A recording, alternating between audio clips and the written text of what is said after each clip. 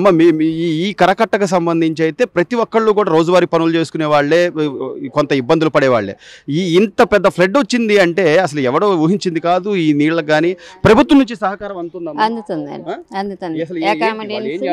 ఏంటి ఇక్కడ దాకా వస్తున్నారు వచ్చి చూసి వెళ్తున్నారు.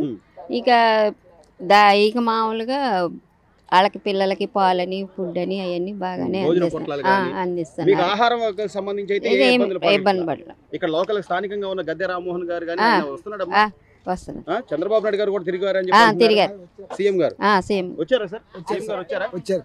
మరి జగన్మోహన్ రెడ్డి గారు అసలు ఎవరు రాలేదు, అసలు ఈ వాళ్ళు నేనే కట్టాను, ఆయన 5 సంవత్సరాలు మాత్రమైన బతుకున్నారు జనాలు అంటున్నాడు. వాళ్ళు చేసింది ఫస్ట్ చంద్రబాబు నాయుడు గారు, తర్వాత చంద్రబాబు నాయుడు దిగిపోయిన తర్వాత ఆయనలో కట్టాడు.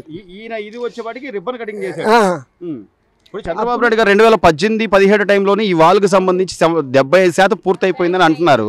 ఆ రోజున కొడాల నాని గారు కానీ లేకపోతే అప్పుడు ఉన్నటువంటి అనిల్ కుమార్ యాదవ్ గారు వాళ్ళు వచ్చి ఇక్కడ ఫోటోలు కూడా దిగారని చెప్పి. అవును, అప్పుడు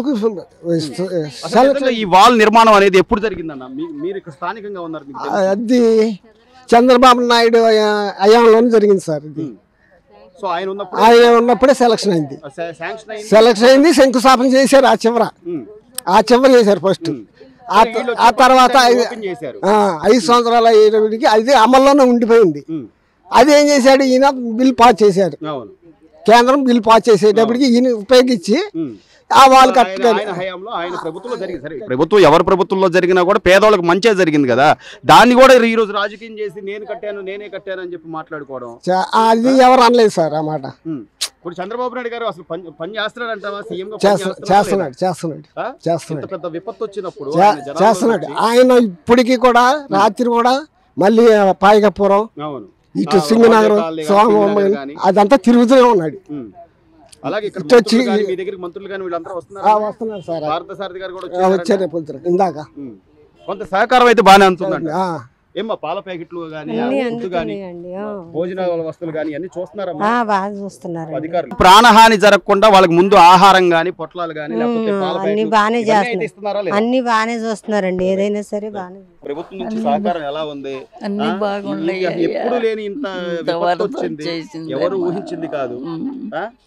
మీరు ఎప్పుడైనా చూసారా? మీ వయసు పెద్దదమ్మా, మీరు ఇలాంటి విపత్తు ఎప్పుడైనా చూసారా? చూడలేదు. ఇదే చూడటం అమ్మో భయం వేసిపోతుంది. వస్తువులు నష్టపోయి కానీ లేకపోతే ఏదైనా కానీ చాలా వరకు ఇబ్బందులు పడుతున్నారు. కనీసం భోజనాలు బాగుంటున్నాయి. ప్రభుత్వం నుంచి భోజనాలు అందుతున్నాయా? అందుతున్నాయి, అన్ని వస్తున్నాయి. అందుకే ఏమి ఇబ్బంది లేదయ్యా.